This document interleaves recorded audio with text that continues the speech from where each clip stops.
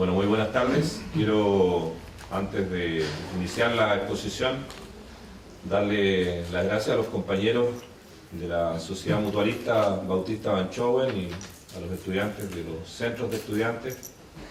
de la Universidad de Concepción por la deferencia que tuvieron de invitarme a conversar y a dialogar con ustedes sobre las temáticas que en este momento los interpelan, pero también por el esfuerzo que están realizando. Entiendo perfectamente que esto supone un sacrificio muy importante para todos y cada uno de ustedes, desde el momento mismo en que me traen, me hospedan, me alimentan y me acompañan en esta actividad, de manera que les estoy doblemente agradecido a todos ustedes. Bueno, el título de la interpelación es desafiante, sin lugar a dudas, y mucho más después de la locución del compañero que coloca el problema de la reflexión historiográfica y por lo tanto el problema de la reflexión política en un contexto mucho más complejo, que es el problema de la dimensión ética y por lo tanto de los compromisos que todos y cada uno de nosotros vamos asumiendo en nuestras respectivas trayectorias a propósito, en este caso, de los involucramientos que vamos desarrollando con las luchas y por lo tanto con los desafíos que el movimiento popular se va dando día a día. En ese sentido, la interpelación por una parte nos invita a analizar el movimiento popular contemporáneo, pero este no es un ejercicio meramente interpretativo y por lo tanto no es solamente científico desde el punto de vista historiográfico, sino que, reitero, es un ejercicio eminentemente político. Nos sitúa en una dimensión que remite desde la historia hacia los procesos contemporáneos. A mi juicio, cuando nosotros hacemos ese ejercicio, estamos haciendo una evaluación. Como decían los miristas en la década de los 70 y los 80, hacemos un balance de la situación política actual y por lo tanto del escenario en el cual nos estamos desenvolviendo. Y al hacer ese balance, necesariamente tenemos que tratar de observar, a mi juicio, tres cuestiones que son fundamentales para tratar de explicarnos la contingencia y para a su vez intentar dar cuenta de las posibles rutas, caminos o trayectorias que el movimiento popular puede transitar en el futuro inmediato. Tenemos que hacernos cargo del programa, si es que eventualmente este programa se encuentra debidamente definido, articulado y por lo tanto se convierte en un referente que convoca a un segmento relativamente amplio de la sociedad y de las organizaciones sociales y políticas. Tenemos que hacernos cargo de la organización, tanto en el plano social como en el plano político y particularmente de los vínculos y por lo tanto de la relación política que en este caso vertebra lo social y lo político. Y tenemos que hacernos cargo también de las formas que asume, en este caso, la lucha social y la lucha política a propósito de los instrumentos, las estrategias y los diseños tácticos que en definitiva vamos a utilizar, en este caso, para corregir, modificar y transformar la situación contemporánea. Estas tres variables, a mi juicio, son tremendamente relevantes para tratar no solo, insisto, de explicarnos la contingencia, sino que observar a su vez también cómo la trayectoria histórica del movimiento popular da cuenta y construye un escenario hoy día que es heredero en consecuencia de esos procesos que previamente han transitado los luchadores que nos precedieron en la lucha contra la dominación y el capitalismo. De manera tal que, de manera relativamente sucinta, lo que voy a hacer es abordar estos tres elementos, el programa, la organización y las formas de lucha, en función de lo que podríamos denominar los tres ciclos fundamentales que ha transitado el movimiento popular a lo largo de su historia en el siglo XX y en estas dos primeras décadas del siglo XXI. El primer ciclo,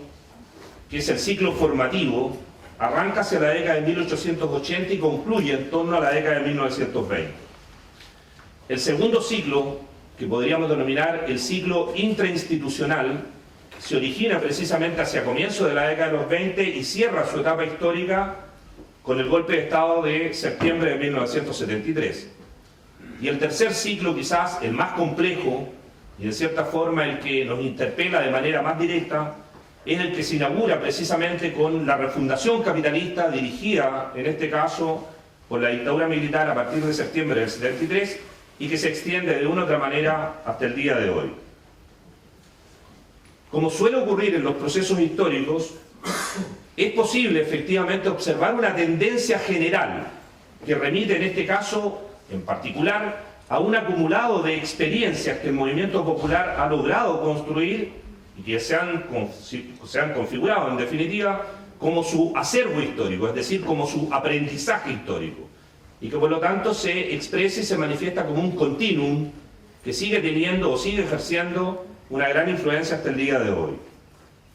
Pero de la misma manera también hay que hacerse cargo de que en este largo ciclo histórico que arranca hacia fines del siglo XIX y se extiende hasta la actualidad,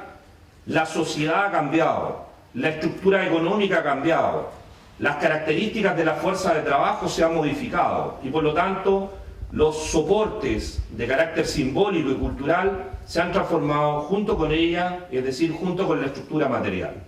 De manera tal que es posible efectivamente observar una tendencia general, pero también es posible reconocer una serie de discontinuidades a las cuales hay que estar atento para poder observar y en consecuencia valorar de mejor forma los requerimientos que tenemos en términos programáticos, en términos organizacionales y en el diseño de nuestras estrategias de lucha. No nos podemos hacer cargo solo y exclusivamente de aquello que remite a la experiencia acumulada en cuanto a valor en sí, sino que también tenemos que hacernos cargo en consecuencia de los errores, de las inadecuaciones y por lo tanto de las profundas derrotas que han jalonado y que han marcado la historia del movimiento popular hasta la actualidad. ¿Qué elementos, por lo tanto,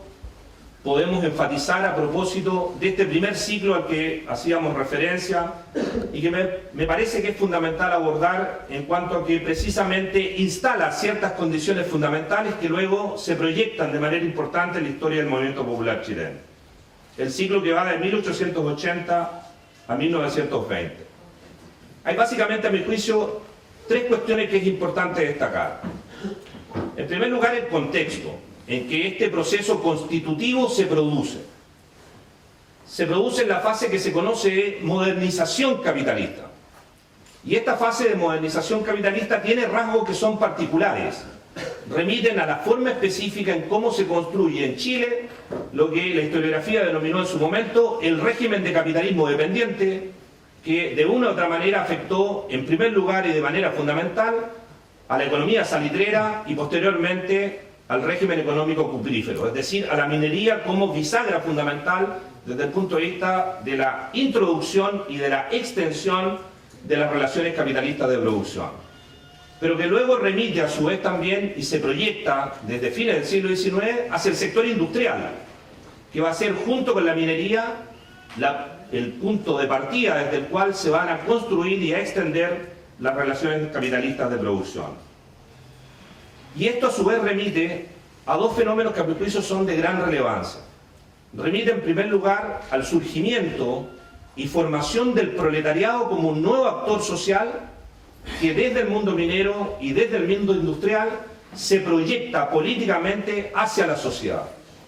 Es decir, el régimen capitalista de producción permite, favorece y estimula la constitución de una nueva clase social que había estado prácticamente ausente en la historia de Chile hasta fines del siglo XIX.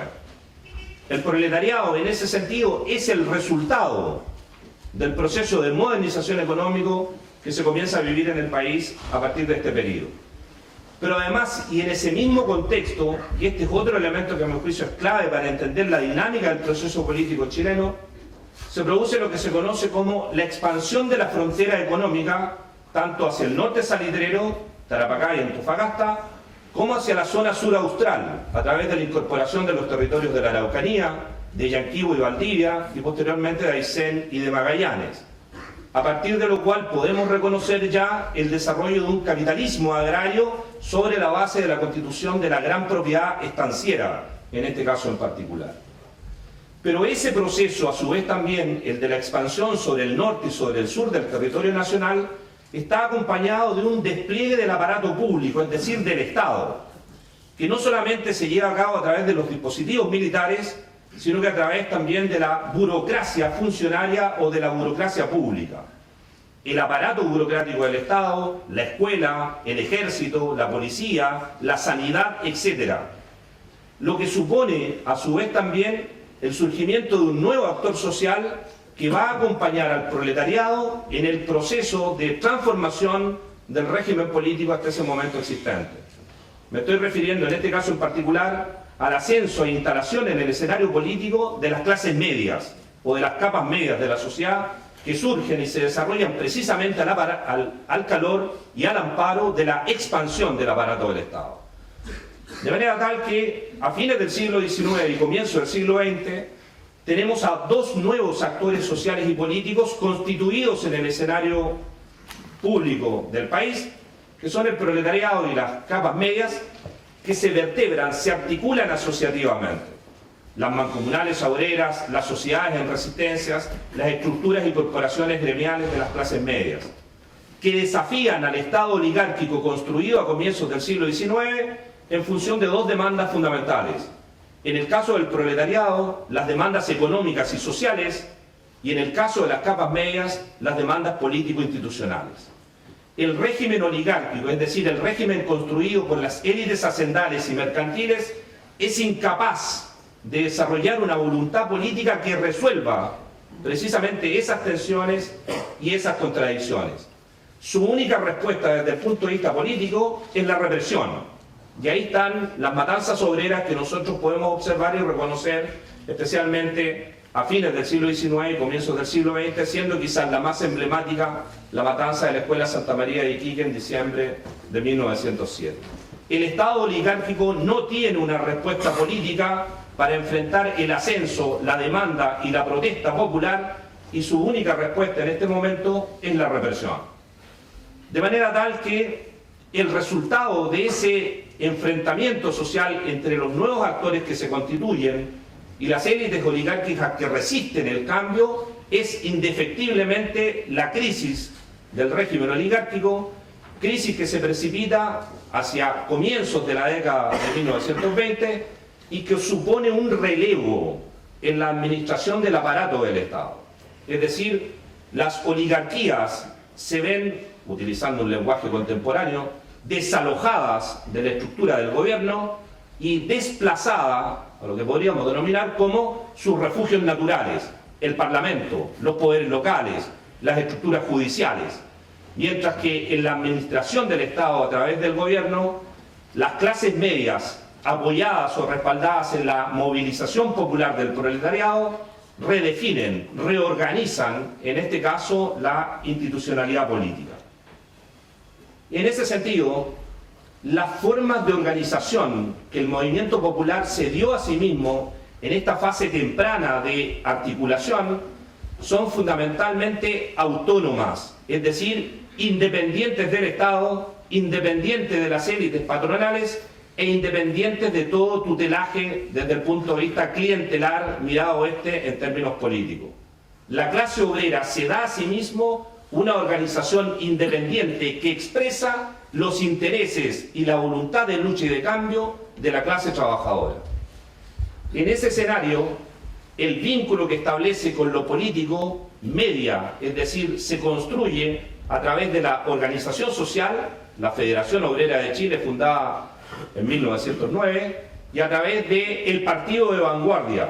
en este caso el Partido Obrero Socialista, fundado en 1912, que se convierte en el primer instrumento de la clase trabajadora de cara a orientar los procesos de transformación.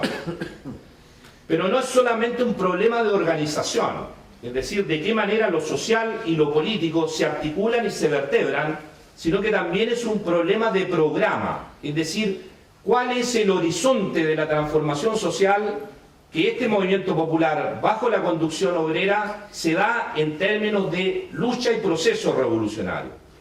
Y ahí habría que señalar que hay un elemento de continuidad que arranca en esta fase constitutiva y que se extiende a lo menos hasta la década de 1980. El programa del movimiento popular, bajo el liderazgo y la centralidad de la clase trabajadora, se orienta fundamentalmente hacia la construcción del socialismo, es decir, supone la abolición del régimen capitalista y su reemplazo, su superación por un modelo nuevo de organización de la economía, la sociedad y la institucionalidad, que en este caso es el socialismo. Organización de clase, proyecto socialista y una estrategia de naturaleza rupturista que coloca en el centro, en este caso del desafío político, la movilización social, entendida fundamentalmente como huelga general, como instrumento preferente de lucha, no solo para expresar o manifestar las reivindicaciones de la clase, sino que para desestabilizar y por lo tanto para amagar políticamente el proyecto y por lo tanto la hegemonía oligárquica. Autonomía social, construcción de organización de clase, definición de un programa de naturaleza socialista y despliegue de una estrategia de lucha de carácter rupturista van a ser los elementos distintivos que en esta primera fase de la construcción del movimiento popular nosotros podemos observar y reconocer tempranamente. ¿Qué ocurre en la segunda etapa? ¿Qué nuevos aprendizajes, qué nuevas características, qué nuevas dimensiones alcanza el desarrollo de la lucha popular? Esta es la fase que, como dije al comienzo de mi exposición, está definida por lo que la historiografía con la cual yo me vinculo denomina el ciclo intrainstitucional, es decir, el ciclo que arranca con la llegada al gobierno de Arturo Alessandri y por lo tanto el liderazgo mesocrático en la conducción del proceso político y que se extiende en cierta forma hasta 1973. ¿Qué elementos podemos distinguir? Podemos distinguir a lo menos dos fases en este proceso. Una primera fase que arranca hacia 1920 y que se cierra en torno a 1947, a propósito, en este caso, de la instalación del escenario de Guerra Fría a nivel regional y particularmente en Chile, y un segundo momento que se inaugura hacia 1953 y que se extiende hasta 1973. En el primer ciclo de esta fase que estamos analizando, es decir, entre 1920 y 1947, ¿qué elementos podemos identificar? La fase inicial del proceso de institucionalización, que está dada en primer lugar por las disposiciones normativas que en este caso la administración de Arturo Alessandri primero, Carlos Ibáñez del Campo después y en última instancia el Frente Popular despliegan a objeto de instalar en el escenario institucional el conflicto de clase, es decir, trasladar de la esfera de la economía, de la sociedad y de la política a la esfera de la institucionalidad el enfrentamiento entre las clases sociales antagónicas y pretender construir, en este caso al Estado, en árbitro del conflicto de clase, siendo que el Estado tiene una naturaleza de clase que indefectiblemente lo liga con los intereses de las clases dominantes. No obstante, reitero, este escenario institucional alcanza un importante grado de arraigo y gradualmente a través del tiempo se va consolidando. Es decir, el movimiento popular, bajo el liderazgo de la clase obrera, se interna en consecuencia en el escenario de la institucionalidad, despliega sus luchas y sus reivindicaciones al interior de la misma y reconoce en el Estado un árbitro en los conflictos que lo separan respecto, en este caso, de los intereses y en consecuencia de las formas de ejercicio del poder de los patrones y sus organizaciones. En ese sentido, la institucionalidad que se comienza a construir a partir de la década de 1920 y que se profundiza hasta la década de 1970, la codificación del trabajo, el desarrollo de los procesos de industrialización, la ampliación de las coberturas educacionales, especialmente a partir de la década de 1940, la ampliación de las coberturas en sanidad y en vivienda, las disposiciones que van a regular la sindicalización obrera primero y campesina después, el proceso de reforma agraria de la década de 1960, se van convirtiendo en instrumentos de orden normativo, de orden institucional, sobre los cuales se repliega la lucha social. La lucha social en ese sentido transita de la autonomía que había presentado originalmente en su fase constitutiva a una suerte de relación paraestatal, en la cual el Estado se convierte no solo en interlocutor, sino que por lo tanto apadrina y en cierto momento acompaña estos procesos reivindicativos que la clase trabajadora va desplegando y va expresando. En ese sentido, esta etapa en particular genera un segundo proceso de aprendizaje que a mi juicio es particularmente relevante y cuyas proyecciones en cierta forma son evidentes o visibles en algunos segmentos del mundo popular hasta el día de hoy, particularmente en nuestro alicaído movimiento sindical, que es la percepción, es el aprendizaje, es la internalización cultural de que la lógica y la dinámica interinstitucional permite, concede, garantiza la consecución de determinadas reivindicaciones y por lo tanto la cautelación de determinados derechos. El Estado y el régimen político, en este caso democrático burgués, se expresa y se manifiesta como un espacio que ampara y que por lo tanto eventualmente acoge una parte de las reivindicaciones de los trabajadores. Es un espacio por lo tanto en el cual se naturalizan las relaciones políticas. El movimiento popular tiende a concebir que ese es el espacio natural en el cual se puede desenvolver y en el cual se puede resolver el conflicto político. De ahí entonces que una parte importante de estos aprendizajes luego deriven hacia crecientes niveles de clientelización en la relación entre lo social y lo político. Es decir, las reivindicaciones, las demandas, los desafíos del mundo popular se expresan y naturalmente se canalizan a través de los partidos y sus representantes, los parlamentarios, los regidores, los alcaldes, los dirigentes políticos que de una u otra manera logran vehicular, en este caso, las reivindicaciones del mundo popular, hasta llegar en 1970 a alcanzar con la Unidad Popular la representación más importante que en este caso los trabajadores podían tener al interior del aparato de Estado, con el compañero presidente ejerciendo en este caso la primera magistratura de la nación.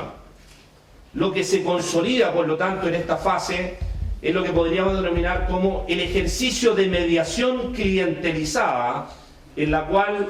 el mundo de los trabajadores hipoteca una parte de su autonomía política a través de la conducción, el liderazgo y por lo tanto la direccionalidad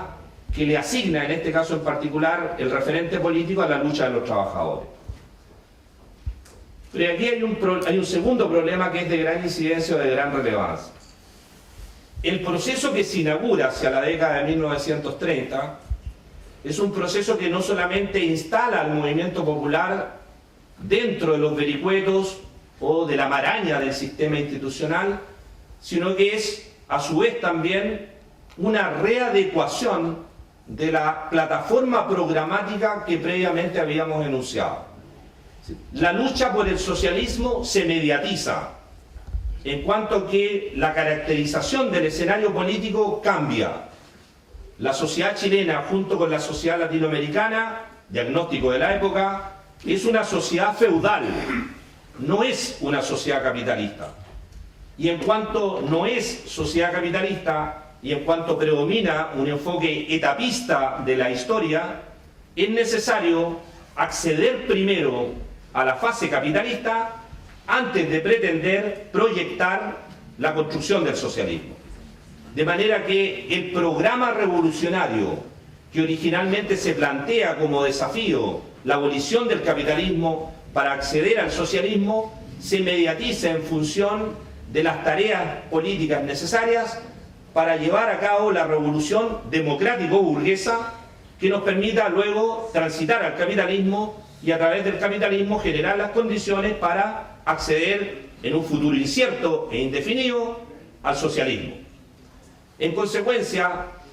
para acceder a la etapa democrático-burguesa, ¿qué es necesario? Construir una alianza amplia de carácter policlasista que ya no remite exclusivamente a la clase obrera y a sus actores políticos, sino que se extienda, en este caso, a las clases medias y a los referentes políticos de las clases medias. De ahí surge, entre otras cosas, el Frente Popular y esta estrategia de naturaleza etapista que va a marcar fuertemente a la izquierda tradicional chilena a lo menos hasta mediados de la década de 1960. Es decir, concebir los procesos de transformación revolucionaria como procesos que se van agotando en función de etapas sucesivas que permiten una acumulación de fuerzas que en última instancia, y reitero, en un futuro incierto, puedan eventualmente conducir al socialismo. El punto es que este modelo, a su vez, también genera aprendizajes,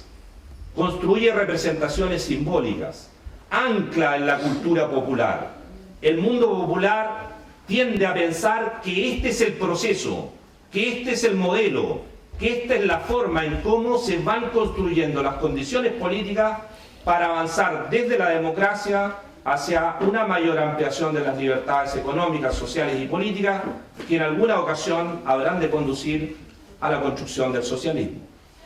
Hay un aprendizaje colectivo en ese sentido que arraiga profundamente y que, a mi juicio, sigue marcando de manera importante la forma en cómo, en especial, la clase obrera organizada en torno a la Central Unitaria de Trabajadores concibe los procesos de acumulación de fuerza y, por lo tanto, concibe las estrategias de lucha política.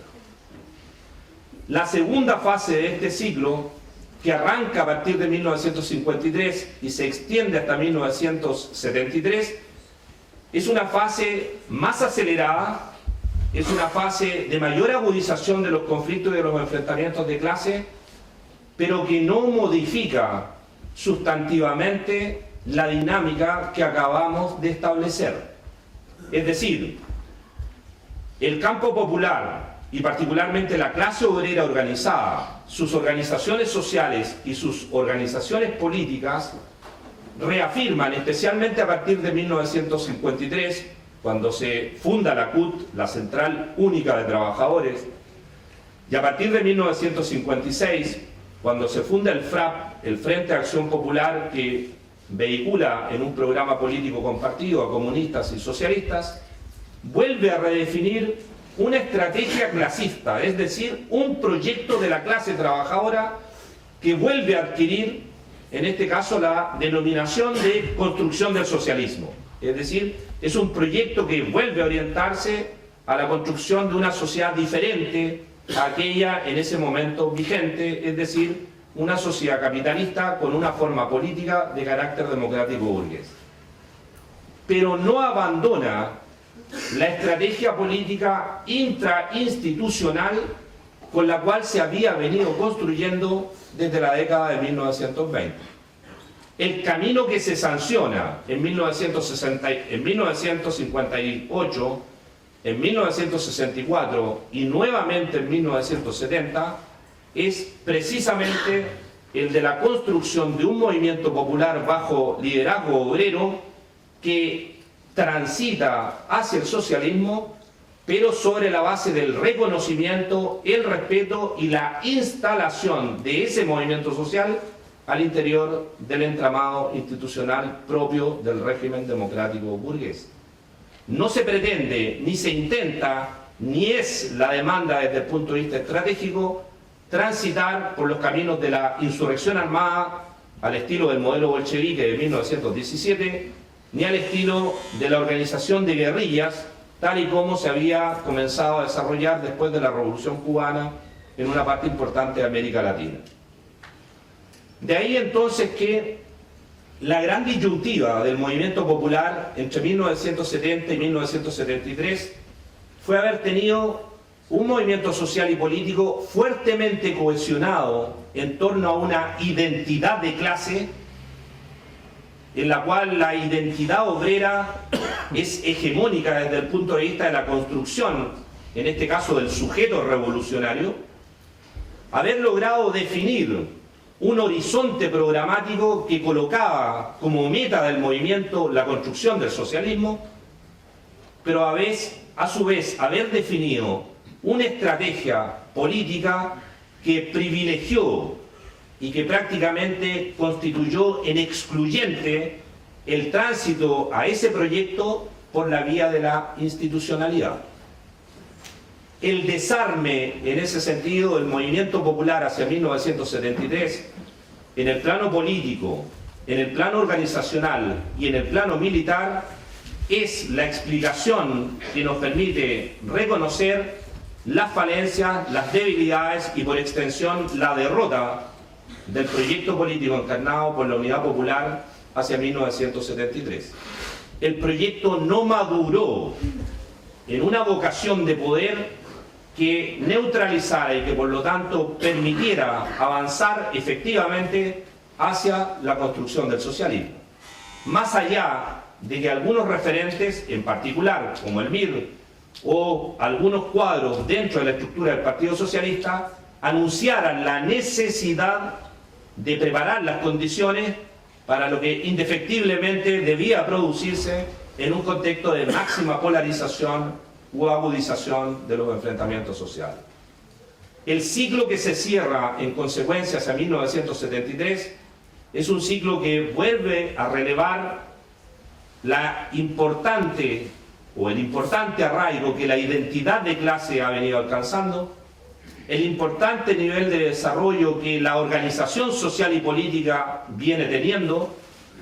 el importante arraigo que ha tenido también el horizonte utópico de la construcción del socialismo,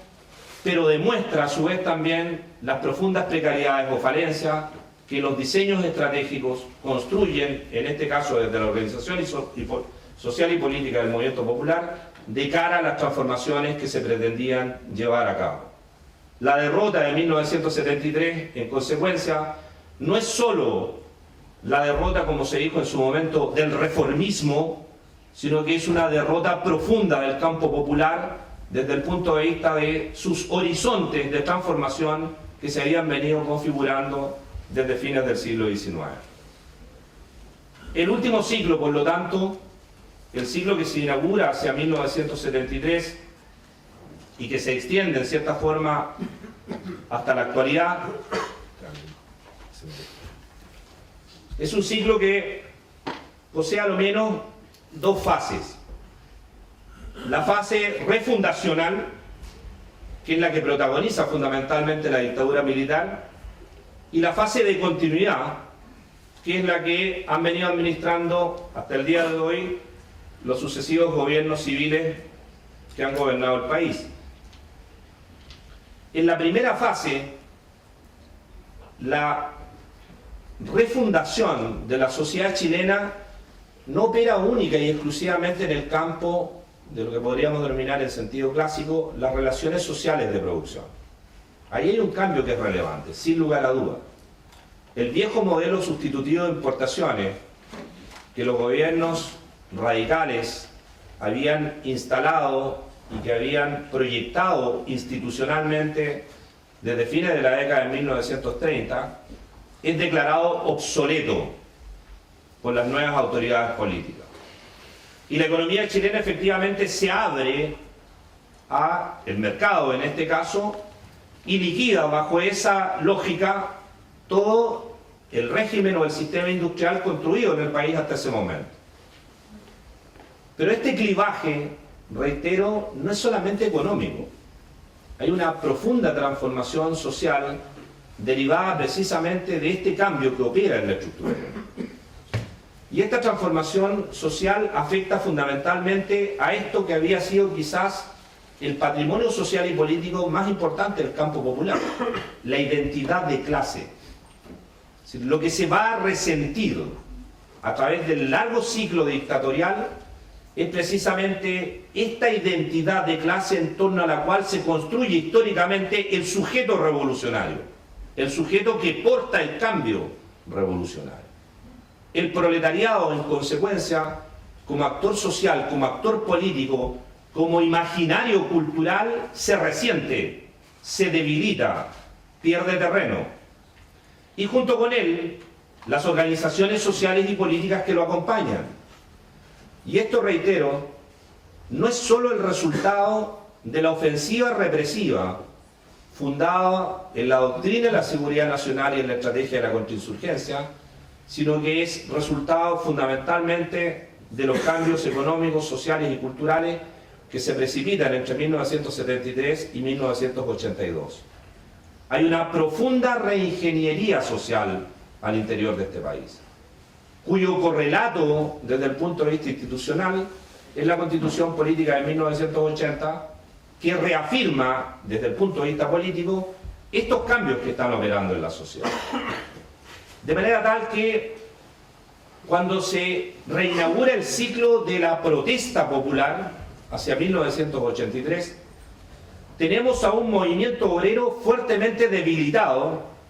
fuertemente intervenido y fuertemente castigado. Y organizaciones políticas que, como consecuencia de la represión y la clandestinidad, han visto cómo sus vínculos y sus nexos con la movimentalidad social se resquebrajan, se deconstruyen y por lo tanto ya no operan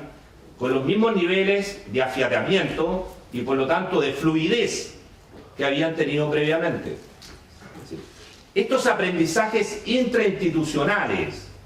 que el movimiento popular desplegó desde la década de 1920 hasta la década de 1970, de una u otra manera pasaron la factura política. Nos demostraron que como organización social y como organización política nos movíamos con dificultad, nos movíamos con problemas en el campo de la organización clandestina y en el campo de la organización conspirativa, y que nuestros problemas eran aún mayores en el campo de la insurgencia armada. No teníamos la experiencia, no teníamos los aprendizajes, no teníamos las organizaciones, e incluso es más,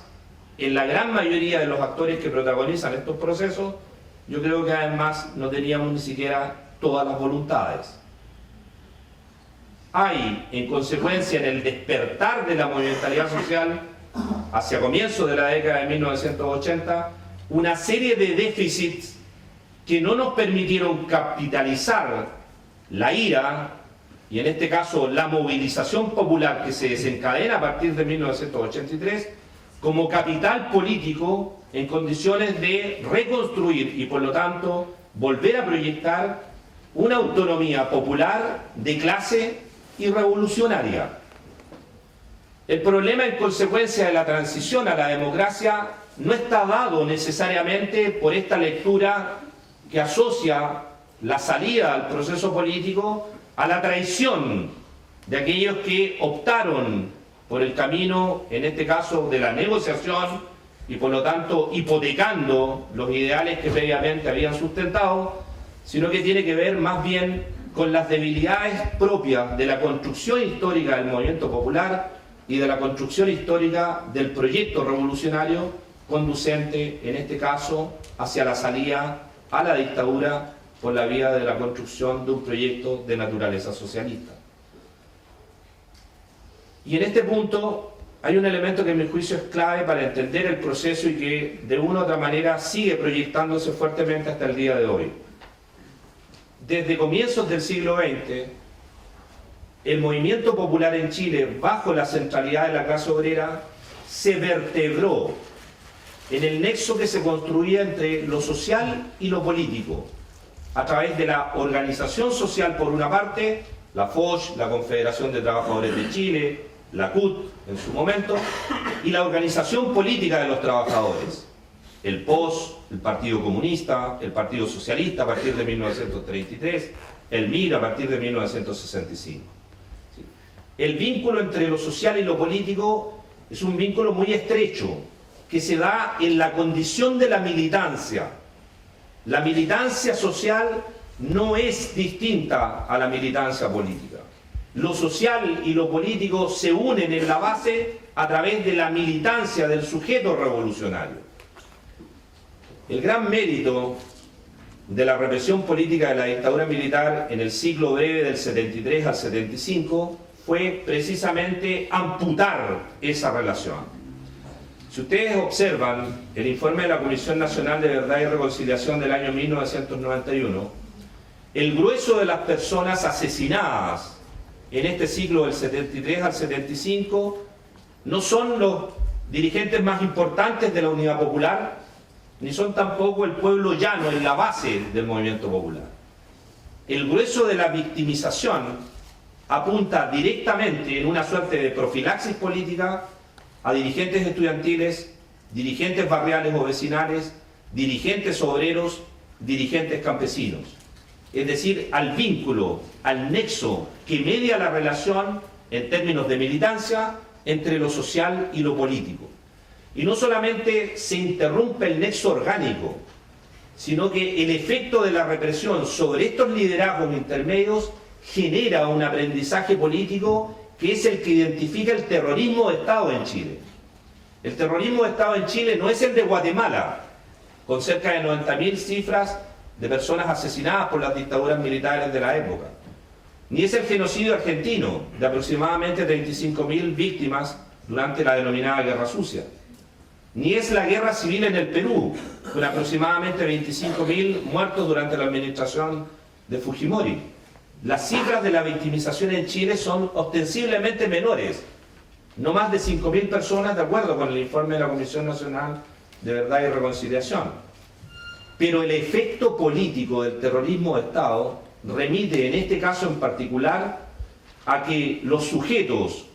que van a ser objeto precisamente de esa victimización son el puente, el vínculo que media la militancia revolucionaria entre lo social y lo político, y ese es un factor que se reproduce a su vez también en el plano social y cultural como un aprendizaje de gran envergadura para los sectores o las clases populares. Cierro. En este escenario, inaugurada la transición a la democracia, que es expresión de continuidad de la refundación económica, política e institucional iniciada por la dictadura militar. Es decir, que no supone un cambio de naturaleza profunda en la forma en cómo se definen las relaciones económicas y en cómo se definen las relaciones institucionales en el nuevo modelo. El mundo popular y las organizaciones populares resienten este nuevo contexto o este nuevo escenario. Se ha establecido ya ampliamente que el modelo de refundación neoliberal en Chile es lejos el más exitoso a escala latinoamericana. Hay modelos que podríamos denominar transitan en la misma senda, pero se van a ver obstaculizados a través del tiempo. Es el caso argentino, el caso uruguayo, el caso brasileño, el caso peruano. Es decir, se inauguran como ciclos de transformación, pero no logran alcanzar las mismas metas o los mismos objetivos que el modelo en el caso de Chile. Y hay otros donde definitivamente el modelo fracasa. El caso de Bolivia, el caso de Venezuela y hoy día el caso de Ecuador. El modelo de refundación neoliberal no prospera y por lo tanto se revierte. No obstante, en Chile es exitoso. Y el principal éxito del modelo no hay que verlo necesariamente en los ritmos del crecimiento económico, que todos sabemos solamente benefician a las clases dirigentes y por lo tanto a las élites patronales de poder. No hay que verlo solamente en la continuidad de las administraciones políticas que se van sucediendo sin interrupciones desde 1990 hasta la actualidad, sino que hay que observarlo, y es ahí donde está el tema, a mi juicio, más preocupante, en el importante grado de adhesión que el sistema va alcanzando desde el punto de vista del involucramiento de la sociedad en las formas en cómo éste se construye y en las formas como éste se reproduce. Es decir, un segmento importante de la sociedad chilena, más allá de que no tenga acceso pleno y efectivo a esto que se denominan las ventajas del sistema, tiende a afiliarse, tiende a adaptarse, por lo tanto tiende a integrarse dentro de los requerimientos que el sistema le plantea. De manera tal que el éxito del modelo en Chile, reitero, no está solamente en las variables estructurales, sino que está fundamentalmente en las variables sociales y culturales sobre las cuales va descansando en cierta forma la legitimidad del mismo. Eso hace que entre 1990 y yo diría que hasta comienzos de la década del 2000, el modelo no se vea afectado y por lo tanto no enfrente una amenaza fundamental a las bases sobre las cuales se construye. La reanimación de los movimientos sociales en Chile tiene prácticamente una data específica, 2006. Se inicia la reanimación del movimiento popular, no solamente en el campo estudiantil a través de la Revolución Pingüina, lo recordaba hace un rato atrás con algunos estudiantes en el Departamento de Historia, son las huelgas de los trabajadores forestales que terminan aquí en la región con el asesinato de un obrero forestal, Rodrigo Cisterna, en Penco, si mal no recuerdo. Orcones. Se expresan a su vez también en las movilizaciones de las comunidades mapuches en el sur de Chile. Tiene que ver con las huelgas de los trabajadores subcontratistas vinculados indirectamente a Codelco. Remite a las manifestaciones de los pescadores y de los trabajadores del sector acuícola en la zona de Chiloé. Es decir, entre el 2006 y el 2011, una serie de actores sociales se van gradualmente manifestando y rebelando frente al modelo neoliberal, por una parte, y frente al régimen político que lo ampara y que lo protege. Pero a diferencia de los movimientos sociales de comienzos del siglo XX y de la trayectoria del 20 al 70, estos movimientos sociales carecen de una orientación programática. No tienen un horizonte utópico hacia el cual dirigen, en este caso, su protesta. Son una expresión de rebeldía, son una expresión de repudio, son una manifestación de rechazo, pero no definen un modelo alternativo sobre el cual construir y por lo tanto desarrollar un modelo diferente de organización de la economía, de la política y de la sociedad. Por otro lado, y este es su gran mérito, son movimientos sociales amplios, por lo tanto heterogéneos, que reconocen e integran no solamente nuevos problemas, los problemas medioambientales, los problemas de género, los problemas de las comunidades indígenas, los problemas de los empoderamientos culturales y civiles, sino que a su vez también incorporan nuevos protagonismos sociales y ya no bajo el viejo modelo de la centralidad obrera, sino que haciendo cohabitar, haciendo concurrir en igualdad de condiciones a diferentes expresiones o manifestaciones, en este caso de la protesta y de la reivindicación. Pero siendo ese su mérito, es en cierta forma también su gran debilidad. Carecen de centralidad, carecen de cohesión. No han logrado desplegar ni siquiera el 2011 una capacidad política suficiente de articulación. Y el fracaso del paro nacional de agosto del año pasado es una manifestación de ese fenómeno. La protesta convocada por la CUT en ese minuto se sostuvo casi exclusivamente por el estado de movilización permanente del movimiento estudiantil hasta esa fecha. La huelga no prosperó entre los trabajadores y ni siquiera fue masiva en las poblaciones, es decir, en las barriadas más pobres de las principales ciudades de Chile. Efectivamente, estamos en presencia de movimientos sociales que crecen, se desarrollan e incorporan nuevos actores y nuevas problemáticas, pero que no han avanzado o no han transitado de manera eficiente hacia su vertebración o integración política. De manera tal que hoy día el problema, a mi juicio, no remite necesariamente a las estrategias de lucha, que es un problema que eventualmente se puede diferir en términos de su discusión y de su sanción. El problema fundamental hoy día remite a dos aspectos centrales que a lo largo de la trayectoria del movimiento popular en Chile quedaron relativamente develados y operaron como claves de articulación y por lo tanto de movilización del mundo popular. El problema del programa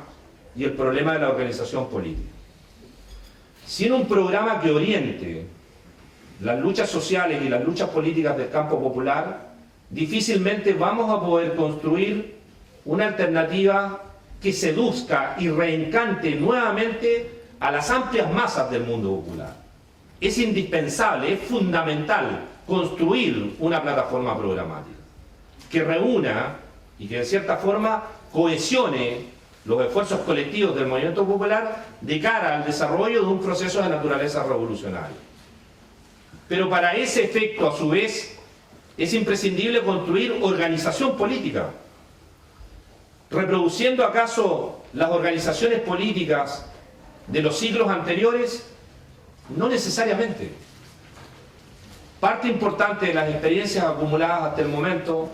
demuestran que la organización política es un instrumento en el proceso de la transformación revolucionaria. Y en cuanto a instrumento, tiene que ajustarse, tiene que adecuarse, tiene que dar respuestas a las demandas y a las características propias de la época histórica en la cual se está desenvolviendo el enfrentamiento social o la lucha de clases. De manera tal que el instrumento es necesario, es fundamental, pero las características de ese instrumento tienen que necesariamente dar cuenta de la diversidad, de la heterogeneidad, de la multiplicidad de la movimentalidad social. De manera tal que, haciéndose cargo que la construcción del movimiento popular es el resultado de una trayectoria histórica,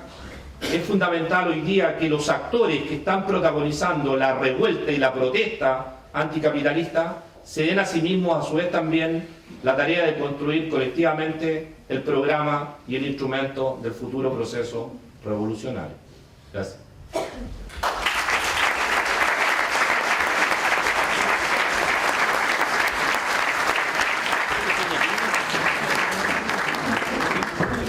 A continuación, invitamos al compañero Eduardo Aranda,